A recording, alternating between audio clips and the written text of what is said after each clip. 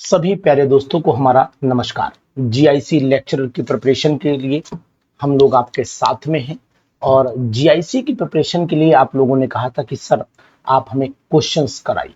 तो आज हम आपके लिए प्रीवियस ईयर के बेस्ट क्वेश्चंस लेकर के आए हैं और ये प्रीवियस ईयर के वो क्वेश्चंस हैं जो आपके एग्जामिनेशन में जीआईसी में बहुत ही हेल्प करेंगे।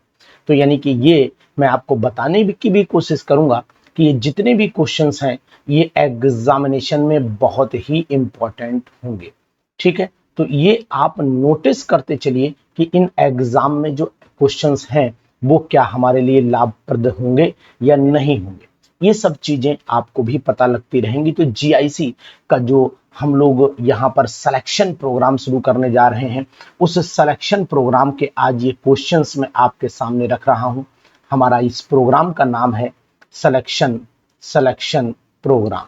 अब इस सिलेक्शन प्रोग्राम में हम आपके लिए लगातार बहुत ही अच्छे क्वेश्चन लेकर के आएंगे। ये क्वेश्चन हमारे साथ में सिलेक्शन प्रोग्राम में जीआईसी में बहुत हेल्पफुल होंगे, जीआईसी में बहुत हेल्पफुल होंगे, लेक्चरर ग्रेड में बहुत हेल्पफुल होंगे, साथ ही साथ ये एलटी ग्रेड में भी सुपर क्वेश्चन बने जाएंगे और यही क्वेश्चन आपके उत्तराखंड में भी बहुत काम आएंगे। इन सभी एग्जामिनेशन में ये क्वेश्चन हमारे लिए वरदान साबित होंगे। तो मैं तो कहूंगा कि अगर आप इन क्वेश्चंस पर पूरा उम्मीद करके भरोसा करके आप लगते हो तो जहां तक सिलेक्शन की बात है, सिलेक्शन रुकने वाला नहीं है, आपका सिलेक्शन निश्चित तौर पर हो जाएगा साथी। तो मैं कहता हूं कि आप इस पूरी वीडियो को ध्यान से देखिए और हमारे साथ उत्तराखंड जीआईसी और एलटी ग्रेड यूपी एलटी की मैं बात कर रहा हूं, यहां पर आप यूपी की बात करिए, यूपी जीआईसी, क्योंकि यूके मैंने अलग कर दिया है। तो चलिए हम लोग आगे बात कर लेते हैं, इसी सीरीज को कंटिन्यू कर लेते हैं। क्वेश्चन नंबर पहला आपके सामने है, बहुत ही सुपर क्वेश्चन है, आपको दिखाई दे रहा होगा। अगर आज के क्वेश्चन आपको पसंद आए तो कमेंट बॉक्स में इस सीरीज को कंटिन्यू करने के लिए कमेंट जरूर करिएगा, क्योंकि ये PYQ ये क्वेश्चंस नहीं है, ये मान के चलिएगा ये आपके सामने PYQ है। यानी कि यहां पर अगर मैं कहता हूं तो ये आपके सामने PYQ है, बहुत ही सुपर क्वेश्चन है। PYQ ये 2000 से लेकर के इसके बाद जितने भी एग्जाम हुए हैं टिल डेट तक के यहाँ पर आपको PYQ दिखाई दे रहे हैं। तो आइए हम शुरुआत कर लेते हैं इन क्वेश्चंस की। Very very important question for PGT examination. तो चलें, पहला क्वेश्चन आपके सामने है। In the Raman spectrum the middle line is called, यानी कि रमन स्पेक्ट्रम की अगर हम लोग बात करते हैं तो मिडिल लाइन को क्या कहा जाता है। तो मैं यहाँ बताऊंगा आपको कि रमन स्पेक्ट्रम की जो मिडिल लाइन है उसको हम लोग बोलते हैं रेले लाइन। ये क्वेश्चन यूपी पीजीटी में आ चुका है, तो यहाँ पर मैं आगे यूपी पीजीटी लिखे दे रहा हूं। तो बहुत ही अच्छा क्वेश्चन है, बहुत ही इंपॉर्टेंट क्वेश्चन है, इसको भी आप बिल्कुल नजरअंदाज मत करिए। ठीक है ना, बढ़े आगे। आप संतुष्ट हो तो जरूर कमेंट बॉक्स में कमेंट करिएगा। चलिए अब हम लोग आगे बढ़ते हैं, क्वेश्चन नंबर नेक्स्ट पर चले आते हैं। ये क्वेश्चन हमारे एकदम सेलेक्टेड क्वेश्चन है जो आपका सिलेक्शन भी लेकर के आएंगे। तो चलिए, 4s orbital has lesser energy then 3d orbital. कह रहा है कि 4s ऑर्बिटल की जो एनर्जी है वो आपकी 3d ऑर्बिटल से कम है। ऐसा क्यों है? अगर आपने N+L रूल पढ़ा है और N+L रूल आपका क्या कहता है, N+L रूल कहता है कि मतलब electron goes to that orbital whose N+L value is less. तो N+L वैल्यू लेस होगी। अगर हम निकाल लेते हैं यहाँ पर 4s है तो 4s का मतलब हो गया 4 + 0, मतलब आंसर 4 आ जाता है, और यहाँ पर 3 + 2 आंसर आपका 5 आ जाता है। तो इसका मतलब है कि 4 की वैल्यू 5 से कम हो जाती है। तो यहाँ पर जो जवाब आपको टिक करना पड़ेगा वो आपका ये जवाब होगा। इस बात का ध्यान दीजिएगा, बहुत ही सुपर क्वेश्चन है ये वाला। ये क्वेश्चन मैं बताने की कोशिश कर रहा हूँ कि भाई इस क्वेश्चन पर भी आपको ये सब चीजें याद रखनी पड़ेंगी। बहुत ही सुपर क्वेश्चन चल रहा है आपका, सुपर क्वेश्चन चल रहा है। तो ये यहाँ पर n+l वैल्यू भी आप नोट कर सकते हो, ये सब चीजें भी आपको काउंटेबल होंगी। तो इन चीजों को आप ध्यान दीजिए। जैसे मैंने ये यहाँ 4 वैल्यू बोला है, ये 4 लेस है और 5 यहाँ पर, तो ये सब वैल्यू आपके लिए बहुत ही इंपॉर्टेंट है। ठीक है, तो इस चीज को आप ध्यान दीजिएगा। अब हम लोग चलते हैं क्वेश्चन, ये आपको अच्छा लगा होगा, क्वेश्चन नंबर 2 था हमारा, यहाँ जहां से हमने उठाए हैं प्रीवियस ईयर के, वहां पर ये 9 था, लेकिन अभी हमारा 2nd क्वेश्चन कैसे लग रहे हैं जरूर बताइए, क्योंकि ये अपने से हट के क्वेश्चंस हैं और ये क्वेश्चन आपको एग्जाम में बहुत हेल्प करेंगे साथियों। तो मित्रों, बात ये है कि ये क्वेश्चन आपके लिए वो है जो एग्जाम ओरिएंटेड है। यहाँ पर हम ये भी कह सकते हैं कि भैया ये एग्जाम ओरिएंटेड क्वेश्चन है, इस बात का नाम आप याद रखिए, एग्जाम ओरिएंटेड है ये क्वेश्चन, एग्जाम ओरिएंटेड क्वेश्चंस बोले जाते हैं। बहुत ही सुपर क्वेश्चन है ये, आप कह नहीं सकते भाई साहब मजा आ जाएगा, बिल्कुल रसगुल्ले हैं ये, रसगुल्ले बटेंगे, ये बात आप नोट कर लो। और अगर आपको जीआईसी लेक्चरर की प्रिपरेशन करनी है तो आज आइए हमारे बैच में। बैच की टाइमिंग है नाइट में 8:30 से लेकर के 9:30, जहां पर पढ़ाई होगी, और 9:30 से लेकर के आगे तक के प्रोग्राम में आपको यहाँ पर 10:30 तक चलेंगे एमसीक्यू। तो ये थ्योरी का क्लास होगा और उसके बाद होगा आपका एमसीक्यू का क्लास। बहुत ही सुपर तरीके से चल रहे हैं हम लोग, ध्यान दीजिएगा। इसी के आगे हम लोग कंटिन्यू कर लेते हैं क्वेश्चन नंबर नेक्स्ट वाला। ये बहुत ही अच्छा क्वेश्चन है, बहुत ही इंपॉर्टेंट क्वेश्चन है भाई साहब, आपको ध्यान देना पड़ेगा इस क्वेश्चन पर। रुक जाइए बस थोड़ा सा।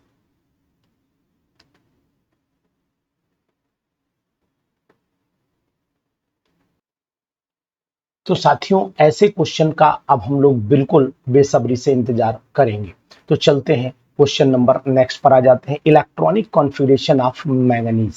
अगर आपने मैंगनीज का इलेक्ट्रॉनिक कॉन्फ़िगरेशन लिखना है तो मैंगनीज का इलेक्ट्रॉनिक कॉन्फ़िगरेशन लिखने के लिए हमें मैंगनीज का एटॉमिक नंबर पता होना चाहिए। ये किसका इलेक्ट्रॉनिक कॉन्फ़िगरेशन है, यहाँ पूछा गया, ये किसका इलेक्ट्रॉनिक कॉन्फ़िगरेशन है। तो चलिए हम यहाँ पर चेक कर लेते हैं कि मैंगनीज का इलेक्ट्रॉनिक कॉन्फ़िगरेशन क्या होगा। मैंगनीज का एटॉमिक नंबर 25 होता है और हम लिखते हैं यहाँ पर 1s2 2s2 2p6 3s2 3p6 और यहाँ पर आपका 3d और 4s, तो 4s2 कर देते हैं, 3d 5, 6 4 10 तो 12, 6 18 2 20। ये पूरा इलेक्ट्रॉनिक कॉन्फ़िगरेशन आपके सामने आ जा रहा है। बहुत ही सुपर क्वेश्चंस की सीरीज चल रही। तो इसका जो इलेक्ट्रॉनिक कॉन्फ़िगरेशन है वो आपने पूरा लिखेंगे। 25 वाले का इलेक्ट्रॉनिक कॉन्फ़िगरेशन आपने लिखा और समझा कि आखिरकार इसका इलेक्ट्रॉनिक विन्यास क्या होगा। तो यहाँ आपको आंसर मिल रहा होगा 3d5 4s2। अगर हम लोग यही इलेक्ट्रॉनिक विन्यास आ जाता किसी और का, किसका आ जाता, अगर मान लेते, पहले हम सपोज कर लेते हैं यही क्रोमियम का इलेक्ट्रॉनिक विन्यास आता Cr, तो क्रोमियम का इलेक्ट्रॉनिक विन्यास 24 होता है। कितना होता है भैया, 24 होता है। और 24 का इलेक्ट्रॉनिक विन्यास जब हम लिखेंगे तो 1s2 2s2 और यहाँ 2p6 और यहाँ 3s2 3p6 और 4s और 3d, या फिर हम 3d 4s पहले भी लिख सकते हैं, कोई दिक्कत नहीं। यहाँ पर 3d और 4s तो यहाँ 1 हो जाता है और यहाँ पर 5। ये बहुत ही इंपॉर्टेंट चीजें हैं जो आपकी जानकारी में रहनी चाहिए। तो यहाँ पर फिलहाल आंसर मैंगनीज का पूछा गया है, तो मैंगनीज का इलेक्ट्रॉनिक विन्यास हम लोग जरूर बताएंगे। देखिए बैच हमारा 9:30 से 10:30 तक एक जाएगा, तो यहाँ पर आपको ये नोटिस करना पड़ेगा कि आप एक टाइम एमसीक्यू करेंगे और एक टाइम आप जो है वो थ्योरी पढ़ेंगे। तो इसमें अगर आप चाहते हैं तो हमारा ऐप अपने मोबाइल में डाउनलोड कर लीजिए, आपको 100% बेनिफिट होगा, 100% बेनिफिट होगा। एग्जाम ओरिएंटेड क्वेश्चंस हम लेकर के आपके सामने आएंगे, ऐसी हमारी उम्मीद है। तो आप चलिए आगे भी हम लोग इन क्वेश्चंस पर बात कर लेते हैं, इन क्वेश्चन की बात हमारी आगे भी रहेगी। तो कंटिन्यू कर लेते हैं आगे की सीरीज। बहुत ही सुपर क्वेश्चन है भाई साहब, ये क्वेश्चन अक्सर पीजीटी एग्जाम का जान बन जाता है। पीजीटी एग्जामिनेशन में ये क्वेश्चन इतना इंपॉर्टेंट हो जाता है कि एग्जाम में ये निश्चित तौर पर आने की संभावना इसकी बन जाती है। तो मैं तो कहता हूं कि ऐसे क्वेश्चन को आप जरूर सिर माथे करिए और फटाफट ऐसे क्वेश्चन को लगा भी डालिए। चलिए श्रोडिंगर की इक्वेशन हमेशा पूछी जाती है, तो यहाँ पर हम लोग श्रोडिंगर की वेव इक्वेशन पर बात कर लेते हैं कि आखिरकार इसमें श्रोडिंगर की वेव इक्वेशन कौन सी है। तो यहाँ श्रोडिंगर की वेव इक्वेशन आपको ढूंढनी है, तो आंसर चूंकि किसी का पेपर का है इसीलिए आपको टिक यहाँ पर दिखाई दे रहा है, तो घबराने की जरूरत नहीं है। श्रोडिंगर की वेव इक्वेशन में डेल स्क्वायर लैप्लासियन ऑपरेटर इसे बोलते हैं, del square psi plus del square psi हो गया, और उसके बाद आपका 8 pi square M upon H square E minus V psi is equal to 0। यही श्रोडिंगर की वेव इक्वेशन है, और इस श्रोडिंगर की वेव इक्वेशन को आप लोग यूज कर सकते हैं अपने एग्जामिनेशन में, याद कर सकते हैं। और इसका दूसरा मेथड भी आपको पता रहना चाहिए, डेल स्क्वायर साई को कैसे लिख सकते हैं। तो यहाँ पर हम आपको बताने की कोशिश करेंगे कि आखिरकार डेल स्क्वायर साई भी कैसे लिखा जा सकता है। तो यहाँ पर डेल है ना, यहाँ पर ध्यान दीजिए, डेल एक्स स्क्वायर अपॉन, ठीक है, ध्यान दीजिए डेल स्क्वायर, यहाँ पर नोटिस करना पड़ेगा कि आपको किस किस टर्म में ये इक्वेशन लिखी जा सकती है, बहुत ही संभावित इक्वेशन मानी जाती है। ठीक, डेल यहाँ पर नोट करिए, अगर आपने del square psi upon del X square, फिर यहाँ पर del square psi upon del Y square, फिर यहाँ पर del square psi upon del Z square, ये आपको एक्सेस पर भी इक्वेशन लिखी जा सकती है, संभावित है। ठीक है, तो इस टर्म में भी आप इक्वेशन को लिख सकते हो, ऐसा मेरा मानना है। फिलहाल आपको इस समय जो इक्वेशन आई हुई है वो ये इक्वेशन है जो आप यहाँ पर यूज कर रहे हैं। तो इस इक्वेशन का भी आप बहुत अच्छे ढंग से यूज कर सकते हो, अच्छे ढंग से आप एग्जामिनेशन में समझ सकते हो, क्योंकि ये एग्जामिनेशन में आने की संभावना पूरी बन जाती है, इस क्वेश्चन की संभावना बनती है। तो चलिए आगे हम लोग कंटिन्यू इसी को करते हैं। क्वेश्चन नंबर नेक्स्ट आ जाता है, क्या बढ़िया क्वेश्चन है, ये भी सुपर से भी ऊपर क्वेश्चन जा रहा है, ये क्वेश्चन भी सुपर से भी ऊपर जा रहा है, ध्यान दीजिएगा, बहुत ही अच्छा क्वेश्चन है। क्वेश्चन क्या कह रहा है वो समझिए, विच यहाँ पर ध्यान दें कि which of the following configuration is not possible, इसमें से कौन सा कॉन्फ़िगरेशन पॉसिबल नहीं है। बहुत ही अच्छा क्वेश्चन है, मैं तो कहूंगा कि ऐसे क्वेश्चन पर आप जरूर अपनी नजर जमाए रखिए, और ये क्वेश्चन एग्जाम में आ सकते हैं, संभावित हैं। ऐसे क्वेश्चंस पर आपको ध्यान जरूर रखना चाहिए कि ये क्वेश्चन कौन कौन से हैं। तो चलिए हम बात कर लेते हैं कि कौन सा संभव नहीं। देखो ये तो संभव है 1s2 और 2s2, ये संभव है कॉन्फ़िगरेशन 1s2 2s1, ये क्वेश्चन भी संभव है क्योंकि 2s1 में एक इलेक्ट्रॉन जा सकता है। यहाँ पर 2px y और इन सभी में 1 इलेक्ट्रॉन है, तो ये संभावना भी आपको यहाँ दिखाई दे रही है। लेकिन सबसे पहले अगर आप सोचो कि px में 2 भर दिए जाएं, तो यहाँ पर अगर आपको ये दिखाई दे रहा है कि ये ऑर्बिटल यहाँ पर p है, तो सबसे पहले यहाँ 1 भरा जाएगा, दूसरा यहाँ px में 2 इलेक्ट्रॉन संभव नहीं है, किसी भी कीमत पर 2 इलेक्ट्रॉन संभावित नहीं है। तो मैं कहूंगा कि यही वाला आंसर आपका बिल्कुल राइट है कि भैया यही कॉन्फ़िगरेशन संभव नहीं है। बहुत ही इंपॉर्टेंट क्वेश्चन है भाई साहब, अगर आप ये क्वेश्चन करते हैं तो समझिएगा कि आपका सिलेक्शन निश्चित हो जाएगा, और ऐसे क्वेश्चन जो वास्तव में जबरदस्त हैं। तो चलिए इन क्वेश्चंस को एक बार और अपनी डगर पर बढ़ाते हैं, और क्वेश्चन क्या कह रहा है कि the number of unpaired electrons in निकल डाई पॉजिटिव। तो निकल डाई पॉजिटिव का इलेक्ट्रॉनिक विन्यास अगर आप लोग लिख लेते हैं, कॉन्फ़िगरेशन लिख लेते हैं, तो भी आपको समझ में आएगा कि आखिरकार इलेक्ट्रॉनिक विन्यास लिखने पर क्या इसका जवाब आ रहा है। तो चलिए हम लोग नोट करते हैं, निकल का कॉन्फ़िगरेशन 1s2, वैसे आर्गन का भी लिखा जा सकता है, आर्गन से लिख सकते हैं 1s2, यहाँ 2s2, यहाँ पर 2p6, यहाँ 3s2, यहाँ 3p6 आ जाएगा, और यहाँ 3d और यहाँ 4s। तो अब यहाँ पर आप नोटिस कर पा रहे होंगे कि अगर हम लोग इस इलेक्ट्रॉनिक कॉन्फ़िगरेशन में अगर हम यहाँ पर इलेक्ट्रॉन की फिलिंग कर लेते हैं, तो यहाँ पर निकल में यहाँ 0 आ जाता है, और यहाँ पर आपके आ जाते हैं 5 और 0, और यहाँ पर आ जाते हैं 8, सॉरी निकल का 28 होता है, 28 होता है। तो अब आप 6 4 10 तो 12 6 18 और 2 20 और 28, ठीक है, यहाँ 0 कर दिया है। तो अब आप अनपेयर्ड इलेक्ट्रॉन डी ऑर्बिटल बना लीजिए। डी में कितने इलेक्ट्रॉन भरने होते, 5 भरने होते, तो भरिए। यहाँ पर डी में 8 इलेक्ट्रॉन भरने हैं, 1 2 3 4 और एक यहाँ पर 5 हो गया, तो 1 2 3 4 5 6, 7, 8। तो अब आपके जो अनपेयर्ड इलेक्ट्रॉन है वो ये वाले हैं जो मैं यहाँ येलो दिखा रहा हूँ, एक तो ये है और एक ये है। तो सिंपल सी बात है कि यहाँ पर आपके 2 अनपेयर्ड इलेक्ट्रॉन हमें दिखाई दे रहे हैं। तो क्वेश्चन बहुत अच्छा है, इंपॉर्टेंट क्वेश्चन है। तो मैं कहता हूँ कि आप इस क्वेश्चन को बिल्कुल अच्छे ढंग से कर डालिए, क्योंकि ये क्वेश्चन आपके लिए बहुत एग्जाम में बेनिफिशियल बनने वाले हैं। तो अंदाज आपका क्या निकलेगा, क्वेश्चंस कैसे निकलेंगे एग्जामिनेशन में, इसी रेंज के क्वेश्चंस आएंगे साथियों। Which spectral series is found is visible spectrum. तो अब ये बताओ विजिबल स्पेक्ट्रम में कौन कौन सी सीरीज पाई जाती है। तो मैं यहाँ बताऊंगा आपके, एक होती है लाइमन, एक सीरीज का नाम है लाइमन, दूसरी का नाम है आपका बामर। लाइमन हो गई, फिर आपकी बामर हो गई, लाइमन बामर हो गई, फिर आपकी पास्कन हो गई, पास्कन हो गई, लाइमन बामर पास्कन ब्रैकेट, इसके बाद ब्रैकेट हो गई BRACKETT ब्रैकेट हो गई, और फिर आपकी पी फंड सीरीज हो गई, पी फंड सीरीज। अब ये बताओ, ये लाइमन बामर पास्कन ये तीनों सीरीज अब आपको नोट करनी पड़ेंगी। लाइमन सीरीज जो है वो किस में आती है, लाइमन आती है विजिबल रीजन में, लाइमन सीरीज विजिबल में आती है। ये वाली किस में आती है बताइए, लाइमन ये अल्ट्रावायलेट रीजन में आती है, ठीक है। इसके बाद ये किस में आती है, ये इंफ्रारेड IR में आती है, ऐसा है क्या। तो अब आप हमें बताएंगे कि ये सीरीज किस में आती है। मैंने आपको हिंट दे दिया है कि ये सीरीज कहाँ कहाँ जाएंगी। पहली 3 सीरीज विजिबल रीजन में, फिर आपकी किस में आती है, पहली सीरीज विजिबल रीजन में, लाइमन विजिबल रीजन में है, बामर भी विजिबल रीजन में है, पास्कन अल्ट्रावायलेट रीजन में है। उसके बाद ब्रैकेट जो है, लाइमन बामर पास्कन ब्रैकेट, ब्रैकेट आपकी जो है वो किस में आ गई, इंफ्रारेड रीजन में, और उसके बाद फॉर इंफ्रारेड रीजन हो जाता है।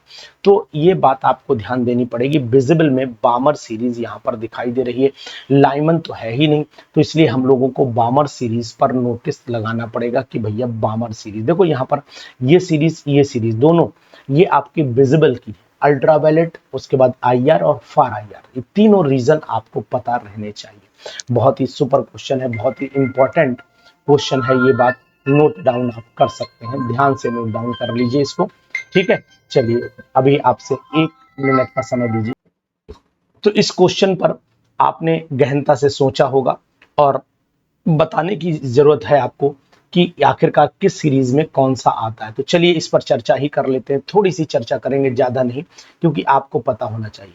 मैंने बोला ये विजिबल, यहाँ पर मैं ऑप्शन लगा देता हूं। अगर यहाँ पर मैं ऑप्शन लगाता हूं कि किस तरीके से हम इसको मैच करना चाहते हैं, तो यहाँ पर मैं लिख देता हूं, यहाँ लिख देता हूं विजिबल रीजन, यहाँ पर विजिबल रीजन लिख देता हूं, यहाँ पर मैं अल्ट्रावायलेट रीजन लिख देता हूं, यहाँ पर मैं IR रीजन लिख देता हूं, इंफ्रारेड ये भी मैं IR में जाने देता हूं, और यहाँ पर आपका ये भी IR में जाने देता हूं। और यहाँ पर हम्फ्री सीरीज होती है, एक होती है हम्फ्री सीरीज, हम्फ्री सीरीज को हम लोग फॉर IR में जाने देते हैं। अब अगर हमें ये मैच करना पड़ जाए भाई साहब, तो हम 100% इसे मैच करेंगे। लाइमन आती है अल्ट्रावायलेट रीजन में, बामर आती है विजिबल रीजन में, और ये आपकी तीनों IR में है ही, और ये बात आपकी फार, ये सही है।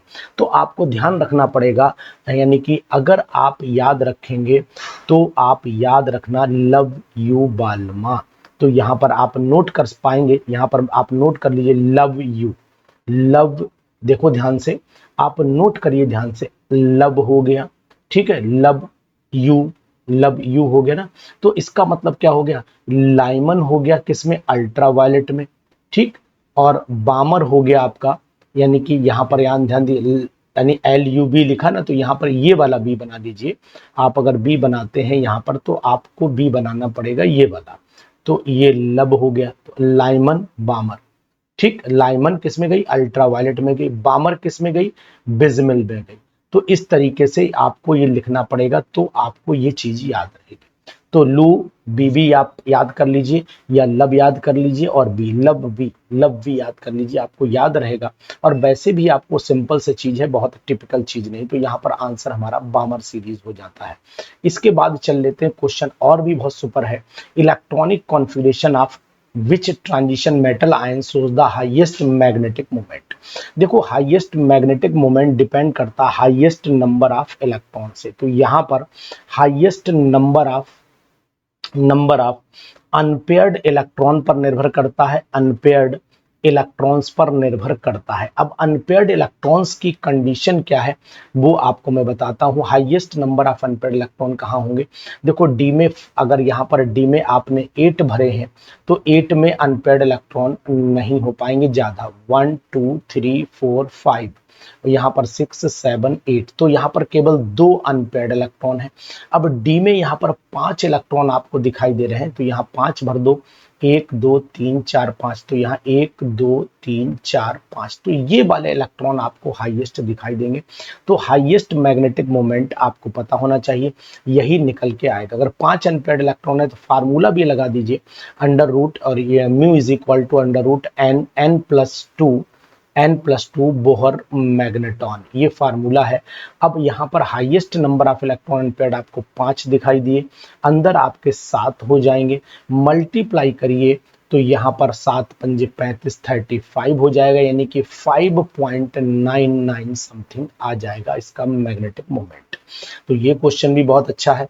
तो चलिए एक एक क्वेश्चन पर हम लोग लगातार चर्चा कर रहे हैं, और ये चर्चा हमारी जरूरी भी है एग्जामिनेशन के पॉइंट ऑफ व्यू से। तो चलिए अगला क्वेश्चन का इंतजार है हमारा कि आखिरकार ये क्वेश्चन क्या है। Which one of the following statement regarding radial probability distribution curve is false? यहाँ पर कौन सी जो है वो फॉल्स है, यानी कि रेडियल प्रोबेबिलिटी डिस्ट्रीब्यूशन कर्व अगर हम देखते हैं तो अगर n, देखो यहाँ पर आपको पता होना चाहिए n की वैल्यू अगर 3 है तो l तो 0 है, नोड कितने होंगे तो आपको पता होना चाहिए। रेडियल नोड का जो फार्मूला होता है n minus L minus n minus L minus 1 होता है।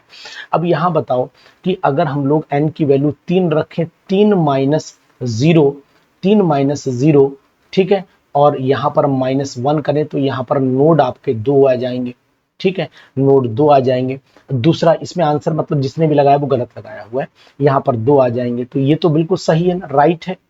फॉल्स ढूंढना है। अब यहाँ पर इसको लगा देते हैं, अगर यहाँ पर 2 वाला लगाओ तो 2 माइनस 0 माइनस 1 बराबर 1, तो ये भी हमारा सही आ गया। फॉल्स ढूंढना है हमें, तो फॉल्स के लिए अब यहाँ पर 2 माइनस 1 माइनस, ये हमारा देखो यहाँ पर आंसर, यहाँ पर अगर हम इसको करते हैं 2 माइनस एल की वैल्यू 1 है तो 2 माइनस 1 माइनस 1, ये आपका 0, तो ये भी हमारा सही जा रहा है। नोड यहाँ पर भी 1 ही आ रहा है।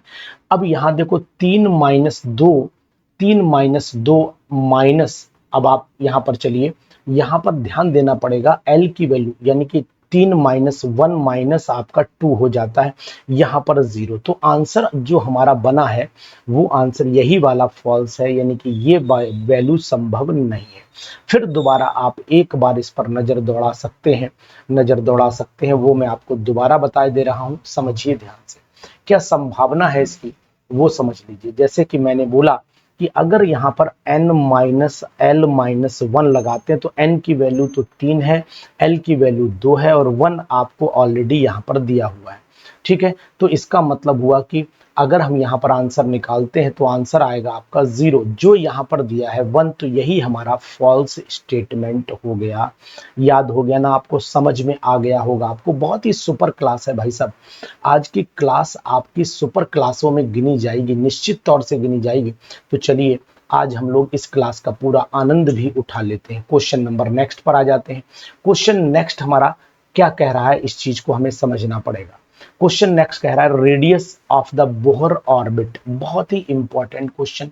बोहर ऑर्बिट की रेडियस कितनी होती है? तो भाई साहब ये वैल्यू मैं कई बार कह चुका हूं कि वैल्यूज को आप जरूर याद कर लीजिए।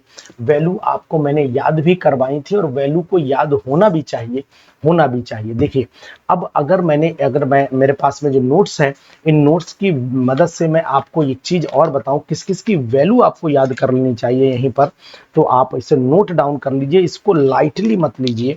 वैल्यू एक तो आप इसकी एनर्जी की याद कर लो, एनर्जी की देखो मैं आपको बता देता हूँ किस किस की मैंने नोट, एक एनर्जी, एक रेडियस और एक वेलोसिटी। इनकी आप इलेक्ट्रॉन वोल्ट में, एंगस्ट्रॉम में, सभी में याद कर लीजिए, आपको बहुत ही हेल्पफुल हो जाएंगे एग्जामिनेशन में। फिलहाल इसमें जो आंसर लगाया गया है R is equal to N square H square upon 4 pi square M E square, ये बिल्कुल सही। अगर यहाँ पर Z होता तो हम इस Z को भी यूज कर लेते, लेकिन Z इसमें भाई साहब दिया नहीं गया है, इसलिए जो है हम यहाँ पर नहीं लिख रहे हैं। तो इसका भी आंसर अगर आप चाहते हैं कि भाई इसका आंसर हमारा बिल्कुल सही रहे, तो फिर मैं उम्मीद करता हूं कि आप इसको बॉक्स में तुरंत बंद कर देंगे कि भैया हमारा आंसर बिल्कुल राइट है। बहुत ही जबरदस्त क्वेश्चन है, कोई इफ और बट इस क्वेश्चन पर है ही नहीं, तो इसलिए मैं यहां पर कुछ बोलने वाला नहीं हूं। ठीक है, इसका मतलब ऐसे क्वेश्चन जो होते हैं वो कुछ ही स्टूडेंट करते हैं, यानी कि अगर मैं कहूं आपसे तो 25% स्टूडेंट ऐसे क्वेश्चन करते हैं, क्योंकि उन्हें अगर वैल्यू याद है तो फिर इसका मतलब हो जाएगा, और वैल्यू अगर याद नहीं है, ये वैल्यू याद पर डिपेंड करता है। अगर वैल्यू आपको याद है, वैल्यू याद है तो फिर हो जाएगा, तो हो जाएगा, वैल्यू याद है तो हो जाएगा। इस बात का ध्यान दीजिए, वेरी वेरी इंपॉर्टेंट क्वेश्चन। ठीक, इस बात को नोटिस करिए और आप आगे बढ़िए। इसको चलते हैं नेक्स्ट क्वेश्चन पर। नेक्स्ट क्वेश्चन आपका क्या कह रहा है वो भी आपको स्क्रीन पर दिखाई देगा। ये अच्छे क्वेश्चंस हैं, इन क्वेश्चंस पर लगातार हमारी नजर बनी रहती है कि आखिरकार क्वेश्चन क्या है। तो देखो क्वेश्चन आपके सामने स्क्रीन पर दिखाई दे रहा है, वो ये कह रहा है कि द मैग्नीज का एटॉमिक नंबर 25 है। आउटर इलेक्ट्रॉनिक कन्फिग्रेशन आपको पता होना चाहिए। अभी हमने पहले क्वेश्चन में मैग्नीज का आउटर इलेक्ट्रॉनिक कन्फिग्रेशन पढ़ा था। यहाँ पर आर्गन हो गया, हमारा आर्गन हो गया, और यहाँ हो जाता है 3D 5 हो जाता है, और यहाँ पर 4s आपका 2 हो जाता है। तो 4s2 हो गया, जिसमें ये हो गई, और ये 3D आपकी 5 हो गई। तो बहुत ही अच्छे क्वेश्चन है, इंपॉर्टेंट क्वेश्चन की सीरीज है। आपको उम्मीद है ये क्वेश्चन पसंद जरूर आएंगे। तो मैं तो कहता हूं इन क्वेश्चन को आप किया करें आप लोग इन क्वेश्चंस को। यहाँ पर जो है आपसे पूछा जा रहा है कि आखिरकार ये वैल्यू जो है वो किसकी है। अगर मान लो आपसे L की वैल्यू पूछी जाए तो यहाँ आप बताएंगे सिंपली वैल्यू ऑफ, नोटिस कर लीजिए वैल्यू, मैं क्वेश्चन पूरा लिखे दे रहा हूं, लिखा नहीं है, value of value of value of value of L for value of L for P orbital. P orbital के लिए L की वैल्यू क्या होगी। तो भाई साहब आपको पता है कि P ऑर्बिटल के लिए वैल्यू यहाँ पर L की क्या होती है, 1 होती है। जैसे कि आपको पता होना चाहिए, यहाँ नोटिस करिए कि S orbital, P orbital, D orbital और F ऑर्बिटल के लिए L की वैल्यू S के लिए 0 होती है, P के लिए 1 होती है, यहाँ 2 होती है, और यहाँ पर 3। तो इसी पर बेस क्वेश्चन भी आपके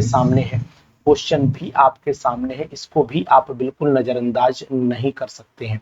बहुत ही जरूरी है और बहुत ही इंपॉर्टेंट है, तो इसलिए आप इस बात का भी विशेष तौर से ध्यान रखेंगे। तो चलिए इस पर हम लोग इंपॉर्टेंट लगा करके फिर आगे की तरफ बढ़ लेते हैं। तो अब आगे क्वेश्चन कैसा है वो भी आपको दिखाता हूं, क्वेश्चन बहुत ही सुपर है। The molarity of 1 molar H3PO4 solution. ये मोलैरिटी पे, हालांकि एटॉमिक स्ट्रक्चर का क्वेश्चन नहीं है, लेकिन मोलैरिटी पूछिए 1 मोलर की। तो अब आपको नॉर्मेलिटी पूछी है। तो molarity into number of H positive ion. अब ये बताओ, ये इसमें अगर मान लीजिए नॉर्मेलिटी 1 मोलर की, तो मोलैरिटी तो इसकी कितनी हो गई, अगर आप नोटिस कर रहे हैं तो मोलैरिटी इसकी हो गई 1।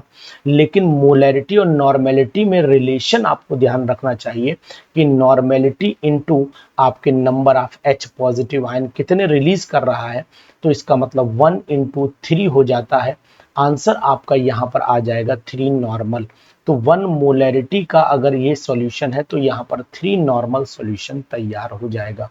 बहुत ही अच्छा क्वेश्चन, बहुत ही इंपॉर्टेंट क्वेश्चन है। ठीक है, ये बात आपको नोट करनी चाहिए। यहाँ पर नेक्स्ट क्वेश्चन पर चले आइए। हालांकि वो क्वेश्चन इस चैप्टर से नहीं था। 69 पर, quantum number for the 12th electron of aluminium. तो हम लोग एल्यूमिनियम का एटॉमिक नंबर तो 13 होता है, इलेक्ट्रॉनिक कॉन्फिगरेशन लिख लेते हैं 1s 2 2s 2 2p 6 3s 2। तो ये होगा 6 4 10 तो 12, यानी कि अब हमारे पास 3p1 होगा, लेकिन 3p1 की हमें जरूरत नहीं है। यहाँ पर हमें केवल 12th इलेक्ट्रॉन यहीं पर जाएगा, 12वां इलेक्ट्रॉन, 12th इलेक्ट्रॉन यहाँ पर आएगा। इस बात का नोटिस करना पड़ेगा आपको। जब 12th इलेक्ट्रॉन यहाँ पर आएगा तो इसका मतलब है कि n की वैल्यू आपकी 3 हो जाती है, बिल्कुल राइट। n की वैल्यू यहाँ पर आपकी 3 हो गई, L की वैल्यू यहाँ पर 0 हो गई, L0 तो M0, और इलेक्ट्रॉन जो लास्ट वाला है भाई 3s में, अगर हम इलेक्ट्रॉन भरते हैं तो ये लास्ट वाला उल्टा आएगा, यानी कि ये कन्फिगरेशन। तो शाबाश, वेरी गुड। ये आंसर जो हमारा मिला यहाँ पर 1 है। बहुत ही सुपर क्वेश्चन है। अब अगर कोई ये कहता है कि इतने सरल नहीं आते हैं, तो फिर ये मान के चलिए कि आप तैयारी नहीं कर रहे हैं, आप केवल मजाक कर रहे हैं, वीडियोस देख रहे हैं बस। The correct Schrodinger del square psi मैंने अभी बताई थी। The correct Schrodinger wave equation, ये बहुत बार आती है, मैंने इसे बोला कि इसे लैप्लेसियन ऑपरेटर से भी रिप्रेजेंट कर सकते हैं। तो del square psi upon del X square del square psi, ये पूरी इक्वेशन अभी आपको मैंने बताई थी। फिलहाल यहाँ पर आंसर हमारा ये वाला हो जाएगा। तो ये भी बहुत अच्छे क्वेश्चन हैं साथियों, तो जरूर ध्यान दीजिएगा हमारे इस सिलेक्शन प्रोग्राम बैच में। सिलेक्शन प्रोग्राम बैच हमारा बहुत ही बेहतर बैच है और इस एग्जाम ओरिएंटेड बैच माना जाता है ये हमारा, और यहाँ से आपको जीआईसी में मिलेगा सिलेक्शन। जीआईसी में सिलेक्शन की, जीआईसी की तैयारी भरपूर चलेंगे। द ऑर्बिटल एंगुलर मोमेंटम, बहुत ही जबरदस्त क्वेश्चन है भाई साहब। Orbital angular momentum of 2s orbital, तो यहाँ पर अगर ऑर्बिटल एंगुलर मोमेंटम बोलता है, ऑर्बिटल एंगुलर मोमेंटम अगर 2s है तो s के लिए हमेशा ये l की वैल्यू के बराबर होती है, तो आंसर यहाँ पर आपका 0 आ जाता है। l की वैल्यू के बराबर, तो l की वैल्यू 0। अगर यही p ऑर्बिटल होती तो यहाँ पर 1 हो जाता, यही अगर d ऑर्बिटल होती तो यहाँ पर 2 हो जाता, यही यहाँ पर अगर f ऑर्बिटल होती तो यहाँ पर आपका 3 हो जाता। तो ये वैल्यूज आपको याद रखनी पड़ेंगी, या ध्यान दीजिए। फार्मूला बेस्ड क्वेश्चन है, बहुत टिपिकल क्वेश्चन तो नहीं कह सकते हो आप, कोई दिक्कत नहीं है। क्वेश्चन नंबर नेक्स्ट पर चले आइए। अब कह रहा है क्वेश्चन आपसे कि 19th इलेक्ट्रॉन क्रोमियम का है, तो अब चाहे किसी का भी हो, अगर हम लोग यहाँ क्रोमियम का इलेक्ट्रॉनिक कॉन्फ़िगरेशन भी लिख लेते हैं, 24 होता है, तो 1s2 2s2 2p6 3s2 3p6 4s1 और आपका 3d 4s1 3d5 हो जाता है। अब ये बताओ कि जो हमारा 19th इलेक्ट्रॉन है वो कहाँ गया? 6 4 10 12 6 18, फिर 19th वाला यही तो भरा हमने, उसके बाद डी में भरा, पहले तो डी भरी नहीं, तो इसका मतलब एक ऑप्शन हमें यहाँ पर नहीं दिखाई दे रहा है। 19th इलेक्ट्रॉन ऑफ क्रोमियम की बात कर रहे हैं, तो पहले डी तो भरी नहीं जाएगी, पहले आपकी भरी जाएगी 4s। तो ये बात आपको नोट करनी पड़ेगी कि 19th इलेक्ट्रॉन हमारा डी में नहीं जाएगा, 19th इलेक्ट्रॉन हमारा जाएगा किसमें? 4s में जाएगा। ये बात आप नोट करिए, नहीं तो दिक्कत है, क्योंकि एनर्जी लेवल 4th का कम है, 19th इलेक्ट्रॉन डी में नहीं जाएगा, ये बात नोट करना पड़ेगी। तो यहाँ पर कोई भी ऑप्शन हमें नहीं मिल रहा है फिलहाल। अगर ऑप्शन होता तो हम एन की quantum number for the 19th पूछा है, ठीक, तो यहाँ पर 6 4 10 12 6 18 1 19 और फिर यहाँ पर आ जाएगा। तो इसका मतलब है कि 19th इलेक्ट्रॉन अगर हम भर लेते हैं तो यहाँ पर वैल्यू आती, एन की वैल्यू अगर आपकी आती तो एन की वैल्यू क्या आती? एन की वैल्यू यहाँ पर 4 आ जाती, एल की वैल्यू यहाँ पर 0 आ जाती, एल 0 होता तो एम ऑटोमेटिकली 0 हो जाता, और एस की वैल्यू केवल 1 इलेक्ट्रॉन है तो प्लस हाफ हो जाती। यानी कि अगर इस ऑप्शन में हम यहाँ पर 4 कर दें तो आंसर हमारा फिर ये सेट हो जाएगा। यानी इस आंसर को हम सेट करने के लिए ये वाला क्वेश्चन सेट कर सकते हैं चाहें तो, नहीं तो फिर ये रॉन्ग था क्वेश्चन, इसको सही करना पड़ेगा। ये बात आप नोटिस करिए। नेक्स्ट क्वेश्चन पर चले आइए। क्वेश्चन ये भी बहुत ही जबरदस्त क्वेश्चन है और मैं चाहूंगा कि इस क्वेश्चन पर भी आपकी नजर बरकरार रहनी चाहिए। मैं तो ये पूरी तरीके से चाहता हूं कि आपका हर क्वेश्चन सुपर से भी ऊपर जाना चाहिए। तो चलिए साथियों, इस क्वेश्चन पर मैं फिर आपसे थोड़ा सा डिस्कशन करूंगा क्योंकि ये जबरदस्त क्वेश्चन है। The correct set of the 4 quantum number for the balance electron of the rubidium. Rubidium का 37 होता है और 37 का इलेक्ट्रॉनिक विन्यास बहुत बड़ी चीज नहीं है। आर्गन लिख दीजिए, क्रिप्टन लिख दो, कोई दिक्कत नहीं है, क्रिप्टन लिख दीजिए, यहाँ पर क्रिप्टन को नोट कर दो। यहाँ पर चलिए क्रिप्टन 36 होता है तो यहाँ पर मैं क्रिप्टन लिखे दे रहा हूँ। अब 36 तो आपका कंप्लीट हो गया। अब बचा यहाँ पर आपका 36 हो गया, आपका आ जाएगा 4s2 3d10, 4s2 3d10 4p6 आ जाएगा। तो यहाँ पर 5s हो जाएगा, 5s आपका 1 हो जाएगा, 5s1। तो यहाँ पर n की वैल्यू जो है वो आपकी 5 आ जाएगी, L की वैल्यू 0 आ जाएगी, M की वैल्यू भी 0 आ जाएगी और इलेक्ट्रॉन 1 है तो प्लस हाफ आ जाएगा। तो पहला ही ऑप्शन हमारा यहाँ पर राइट ऑप्शन दिखाई दे रहा है हमें, क्योंकि यहीं पर दोनों वैल्यू आपकी 0 है। तो इसी आंसर को आप टिक कर लीजिए। बहुत ही जबरदस्त क्वेश्चन है, बहुत ही इंपॉर्टेंट क्वेश्चन है साथियों, तो आपको इसको लीव नहीं करना है किसी भी कीमत। पर। विच of the following set of the quantum number is possible. यहाँ पॉसिबल की बात कर रहा है, नॉट पॉसिबल की बात नहीं कर रहा है। इस बात को गंभीरता से देखिए। पॉसिबल अगर n 3 है तो l 2 हो सकता है, लेकिन m 2 हो सकता है। अगर n 3 है तो l ये पॉसिबल है। अगर n जो है m +2 हो सकता है, ठीक है। अगर l 3 है इज पॉसिबल, l 3 है तो ये वाला पॉसिबल नहीं, 4 नहीं होगा। l ये यहाँ पर 2 नहीं होगा क्योंकि l 0 तो m 0 ही आएगा, और l 4 है तो n 4, ये दोनों वैल्यू कभी भी समान नहीं हो सकती। तो आंसर हमें साफ दिखाई दे रहा है कि पहला ही ऑप्शन हमारा बिल्कुल राइट ऑप्शन है साथियों। तो ऐसे क्वेश्चंस अगर आपको करने हैं और ऐसे क्वेश्चन के साथ रहना है तो जीआईसी लेक्चरर का बैच हमारा ज्वाइन करिए, बहुत ही सुपर बैच है और उसमें आपको प्रैक्टिस के साथ एमसीक्यूज भी मिलेंगे। विच of the following set of the quantum number is not valid. तो अगर n की वैल्यू 1 है तो l कभी भी 2 नहीं हो सकता, तो यही वैलिड नहीं है। अगर n 2 है तो m 1 हो जाएगा, l 4 है 2 हो जाएगा, ये सब हो जाएंगे, लेकिन ये चीज नहीं संभव है, ध्यान दीजिएगा। इसके बाद हम लोग आगे बढ़ लेते हैं, बहुत ही अच्छे क्वेश्चंस हैं। एजीमुथल क्वांटम नंबर क्या डिफाइन करता है। एजीमुथल क्वांटम नंबर जो है वो एंगुलर मोमेंटम इलेक्ट्रॉन का बताता है। E/m रेशियो नहीं, स्पिन नहीं, एंगुलर मोमेंटम बताता है। तो यहाँ पर हम लोग एंगुलर मोमेंटम की बात करते हैं, ये बताता है कौन, ये हमारा एजीमुथल क्वांटम नंबर, जिसे हम लोग L से रिप्रेजेंट करते हैं। ये भी बहुत ही अच्छा क्वेश्चन है। चलिए आइए इसी सीरीज में अगर हम आगे बढ़ रहे हैं तो ये question, which one of the following correct configuration कौन सा है। तो यहाँ पर 1 हो गया, फिर यहाँ पर 1 2, ये वाला बिल्कुल सही है, इसमें भरा ये भी सही है। तो कह रहा है कि which of the following outer configuration is correct. तो इसका मतलब है कि अगर मान लो 3D देते हैं, इसे 3D मतलब पहले 3D फिर 4SD है, तो इसका मतलब है कि पहले ये भरी जाए। अगर आगे भी जंप करना है मान लो कहीं पर भी, तो यहाँ ध्यान देना पड़ेगा।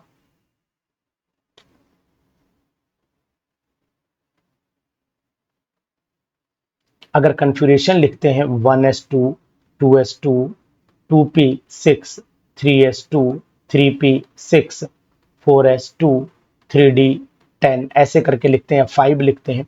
तो यहाँ नोटिस करिए कि गलती कहाँ हो रही है। देखो गलती यहाँ हो रही है कि हमने विच one of the following correct configuration of the chromium, तो क्रोमियम में ये संभावना यहाँ है ही नहीं, इसको कट कर दीजिए। भाई क्रोमियम का कन्फिग्रेशन अगर लिखोगे तो क्रोमियम के कन्फिग्रेशन में आपको 4s1 लिखना पड़ेगा और 3d5 लिखना पड़ेगा। तो 4s1 पर चले आइए और 3d5 लिख दीजिए। अब 4s1 कहाँ पर है, 4s1 तो ये दिखाई दे रहा है और 3d5 आपको ये दिखाई दे, यानी कि सी वाले ऑप्शन को हम राइट ऑप्शन पर लाएंगे। तो यहाँ पर भी आप टिक कर सकते हो कि भैया हमारा ये वाला आंसर सही है। जबरदस्त क्वेश्चन है, अच्छे क्वेश्चन है, ईमानदारी के साथ अगर आप करेंगे तो बेनिफिट आपको जरूर मिलेगा। तो ये क्वेश्चन भी देखते हैं। ये क्वेश्चन कैसा, which of the following explain the sequence of filling the electron in different cell. Sequence कौन फिल करता है, तो यानी कि which of the following explain the sequence of filling the electron. तो सीक्वेंस तो फिलिंग का अफवाउ प्रिंसिपल बताता है कि अगर मैं इलेक्ट्रॉन को नहीं, तो सीक्वेंस तो सभी फिलअप करते हैं। हुंस रूल इलेक्ट्रॉन के सीक्वेंस को बताता है, इलेक्ट्रॉन का सीक्वेंस हुंस रूल। तो यहाँ पर ऑक्टेट रूल भी वही बताता है कि पहले 2 पूरे हो जाए। तो क्वेश्चन को समझना पड़ेगा। Which of the following explain the sequence of filling the electron in different shell की बात कर रहा है। यहाँ पर हुंड रूल जो है वो ऑर्बिटल की बात करता है, अफवाउ जो है ये भी शेल की बात करता है कि पहले कौन सी शेल पूरी हो जाए। ऑक्टेट रूल ये भाई अगर हमें इलेक्ट्रॉन भरना है तो इलेक्ट्रॉन, तो यहाँ पर ऑक्टेट रूल को अगर नोटिस करते तो ये भी हमारा शेल की फिलिंग को ही बताता है। तो सभी लोग शेल की फिलिंग को बताते हैं, लेकिन आपको बताएं एनर्जी लेवल वो भी। तो यहाँ पर आंसर हमें ऑल लगाना पड़ेगा, ये ऑल वाला ऑप्शन। डिफरेंट शेल जो है, शेल के अंदर ही ऑर्बिटल आती हैं, तो ऑर्बिटल्स और शेल दोनों को फॉलो करता है, तो वो आपको अफवाउ है। भाई अफवाउ प्रिंसिपल क्या करता है, एनर्जी लेवल में इलेक्ट्रॉन की फिलिंग कराता है, और एनर्जी लेवल जो होते हैं वो आपके शेल ही होते हैं। एनर्जी लेवल है तो शेल है। यहाँ पर ऑक्टेट रूल भी एनर्जी लेवल में भरता है, हुंड रूल ऑर्बिटल्स में भरता है इलेक्ट्रॉन, लेकिन ये नियम वही फॉलो करता है कि पहले 2 पेयरिंग फिर अनपेयरिंग, मतलब लाइन से ही चलता है। तो यहाँ ऑल वाले पर हम लोग टिक करेंगे, इस बात का ध्यान दीजिएगा। सुपर से भी ऊपर क्वेश्चंस जा रहे हैं इस समय, आपके ऐप पर, और element up to the atomic number 103 have been synthesized and studied if newly discovered element is found to have 106। इसका जवाब मैं आपसे चाहूंगा कि आखिरकार 106 का इलेक्ट्रॉनिक कॉन्फ़िगरेशन कौन सा होगा। इस क्वेश्चन को आप टिक कर लीजिए और टिक करने के बाद आप हमें जरूर बताइएगा कि आखिरकार इसका जवाब क्या होना चाहिए, यानी कि 106 का इलेक्ट्रॉनिक कॉन्फ़िगरेशन क्या आएगा। ठीक है, यानी कि 100 अगर 6 इलेक्ट्रॉनिक है तो 106 का क्या आएगा, तो लिखना पड़ेगा ना रेडॉन के साथ में। इनमें ऑप्शन आपके दिए हुए हैं, आप आसानी से ऑप्शन को देख करके हमें आंसर जरूर बताइए। इनबॉक्स में आंसर बताएंगे आप, इनबॉक्स में आंसर को बताएंगे कि सर ए ऑप्शन है कि बी ऑप्शन है कि सी ऑप्शन है कि डी ऑप्शन है। हम आपके आंसर का इंतजार जरूर करेंगे। नेक्स्ट क्वेश्चन पर चले आइए। क्वेश्चन नंबर नेक्स्ट भी बहुत अच्छा क्वेश्चन है। देखो, for principal quantum number n 4 है, total number of orbital having l is equal 3। देखो, अगर l 3 है तो इसका मतलब है कि यहाँ पर आपकी ये हो गई आपकी 4 और f हो गई, 4f हो गई, तभी 3 है। तो यहाँ पर टोटल नंबर ऑफ ऑर्बिटल, तो यहाँ पर टोटल नंबर ऑफ ऑर्बिटल कितनी होंगी, 7 होंगी। f में 7 तो ही होती हैं, तो f में आप 7 बना सकते हो, कोई दिक्कत नहीं है। इसके बाद चले आइए क्वेश्चन नंबर नेक्स्ट पर। ये क्वेश्चन क्या कह रहा है वो भी समझते हैं। क्वेश्चन ये भी बहुत अच्छा है, और question which of the following has the maximum energy.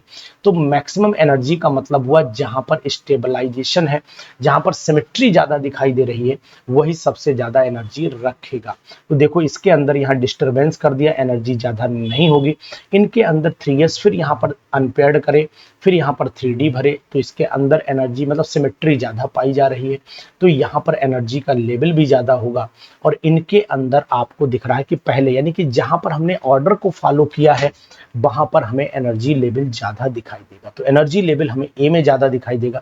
यहाँ पर सिमेट्री तो है, लेकिन पहले डी, जब तक पी ना भरी जाए आपको डी कैसे भरवा सकते हैं, ये बात आप नोट। एक्साइटेशन है, बस यहाँ पर क्या दिखाया गया, एक्साइटेशन दिखाया गया है, वही हमारे लिए इंपॉर्टेंट है कि यहाँ आपको सिमेट्री दिखाई दे रही है और यहाँ आपको सिमेट्री भी दिखाई दे रही है। तो एनर्जी लेवल वैसे तो आपका आंसर ए आना चाहिए, लेकिन मैक्सिमम एनर्जी के केस में आंसर आपका यहाँ पर बी आएगा, क्योंकि इसमें सिमेट्री का कंसेप्ट आपको लगाना पड़ेगा।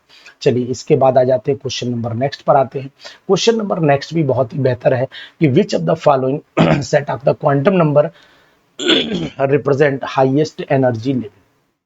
देखो, अगर हम लोग हाईएस्ट एनर्जी लेवल पर चलते हैं तो यहाँ कौन सा एनर्जी लेवल हाईएस्ट होगा वो आपको नोटिस करना पड़ेगा। देखो, एनर्जी लेवल अगर हम लोग यहाँ 4s और 3d की बात कर लेते हैं तो यहाँ 4s तो यही हो गया, खत्म करो, नहीं हो सकता। हाईएस्ट एनर्जी लेवल में तो 3d ही आएगा ना, 3d आएगा। तो 3d का मतलब हुआ कि आपका हो गया ये हो गया 3d में डी बस यही हो गया, क्योंकि यहाँ पर समस्या 3 हो गया, डी के लिए एल की वैल्यू 2 हो गई, बाकी प्लस माइनस हाफ हो सकता है, m1 हो सकता है, संभावित है। लेकिन इसमें भी आपको बनाना पड़ेगा कि m का वैल्यू 1 जो है वो प्लस में दे रखी है, और प्लस में 1 वैल्यू जो है वो आपकी कहाँ आती है, 1 2 3 4 5, यानी कि -1 0 -2 -1 0 +1 और +2। तो सिंपल सी बात है कि ये इस इलेक्ट्रॉन की बात कर रहा है। अगर यहाँ 2 होती तो और हाईएस्ट हो जाता, लेकिन ये हाईएस्ट एनर्जी लेवल में गिना जाएगा, और वो भी इसमें अनपेयर्ड इलेक्ट्रॉन माइनस की एस की वैल्यू हाफ कर दी है, तो यानी कि यहीं पर इलेक्ट्रॉन ये भी भरे हुए हैं, मतलब ये अगर देखें तो ये भी आपके भरे हुए हैं, तो यहाँ पर हाईएस्ट एनर्जी लेवल को इन्होंने कंसीडर किया हुआ है। माइनस हाफ का मतलब आखिरी इलेक्ट्रॉन यहाँ पर उल्टा वाला ये लिया हुआ है। तो इसी आंसर को हम लोग कन्फ्यूगर करेंगे और इसी आंसर को परफेक्ट आंसर में लेकर के आएंगे। क्वेश्चन नंबर नेक्स्ट आ जाता है, द इलेक्ट्रॉनिक क्या लिखा है, the electrons identified by quantum numbers n and l। nl यानी कि द इलेक्ट्रॉन्स, यानी कि इंक्रीजिंग ऑर्डर में भरना है, तो इसका मतलब है कि हम यहाँ पर लिख सकते हैं 4p लिख सकते हैं, यहाँ पर आपका 3d लिख सकते हैं, यहाँ 4s लिख सकते हैं और यहाँ पर 3p लिख सकते हैं। तो इसका मतलब सबसे पहले तो यहाँ पर 3p आएगी, फिर आपका 4s आएगा, फिर आपका यहाँ पर 3d आएगी और फिर आएगी 4p। तो इसका मतलब 1 जो है, 1 की एनर्जी ये इस ऑर्डर में है, यहाँ पर 1 की एनर्जी सबसे ज़्यादा होगी, उससे कम एनर्जी जो होगी वो आपकी आ जाएगी 3 की। 1 के बाद 3 आ गया, 3 के बाद आपका आ गया 2 और 2 के बाद आ गया आपका 4, यानी कि बी ऑप्शन हमारा यहाँ पर राइट ऑप्शन दिखाई दे रहा है हमें। साथियों ये क्वेश्चंस बहुत ही अच्छे हैं। अगर आप चाहते हैं कि यूपी पीजीटी के साथ साथ आपको जीआईसी लेक्चरर की प्रिपरेशन हो जाए तो मैं कहता हूं कि आपको जरूर ये क्वेश्चन मेरे अकॉर्डिंग कर लेने चाहिए। अगर आप इन क्वेश्चंस को करोगे तो 100% आपको सफलता के दर्शन जरूर होंगे। तो चलिए हम लोग इस क्वेश्चन पर भी चर्चा करते हैं। क्वेश्चन कह रहा है in which of the following, ये बात आप नोट करिए, in which of the following pair of the experiment observation phenomena, ये मैच करने चाहिए। तो आप मैच कर पाएंगे क्या? इनको मैच करेंगे आप? तो मैं डायरेक्ट मैचिंग पर ही जाता हूं।